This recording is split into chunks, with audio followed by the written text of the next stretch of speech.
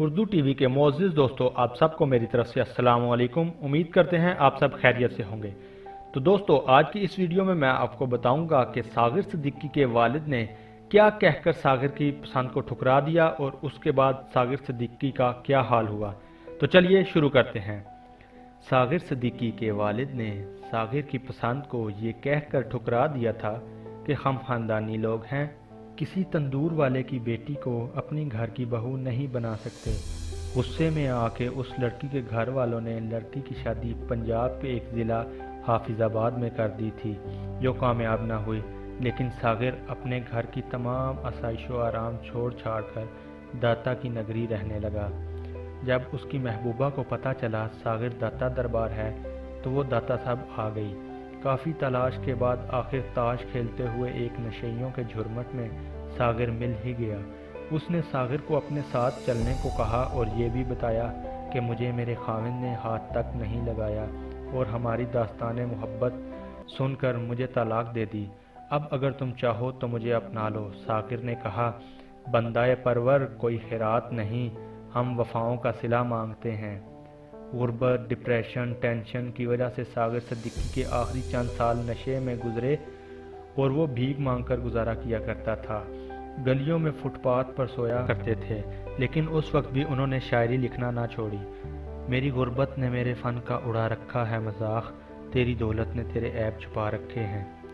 زندگی جبر مسلسل کی طرح کاٹی ہے، جانے کس جرم کی سزا ہے یاد نہیں۔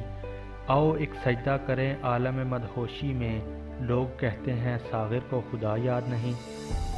لوگوں سے سنا ہے کہ جب جنرل ایوب خان صاحب پاکستان کے صدر تھے تو ان دنوں جنرل ایوب خان صاحب کو بھارت میں ایک مشاعرے میں مہمان خصوصی کے طور پر بلایا گیا۔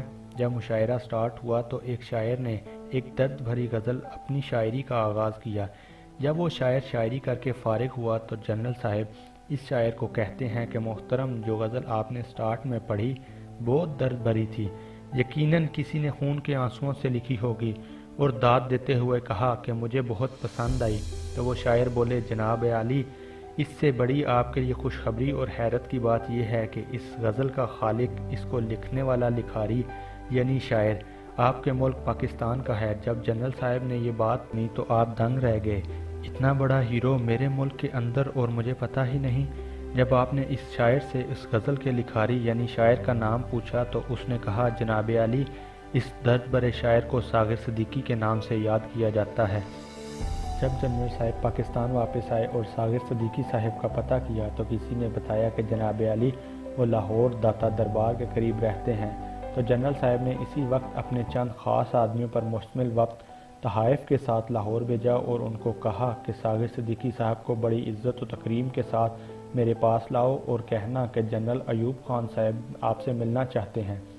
جب وہ بھیجا ہوا وفد لاہور پہنچا تو انہوں نے اپنا تعارف نہ کرواتے ہوئے داتا دربار کے سامنے کھڑے چند لوگوں سے شاعر ساغر صدیقی کی رہائش گاہ کے متعلق پوچھا تو ان کھڑے چند لوگوں نے یہ طنزیہ لہجوں کے ساتھ ہنستے ہوئے کہا، کیسی رہائش، کون سا شاعر، ارے آپ اس چرسی اور بھنگی آدمی سے کیا توقع رکھتے ہیں؟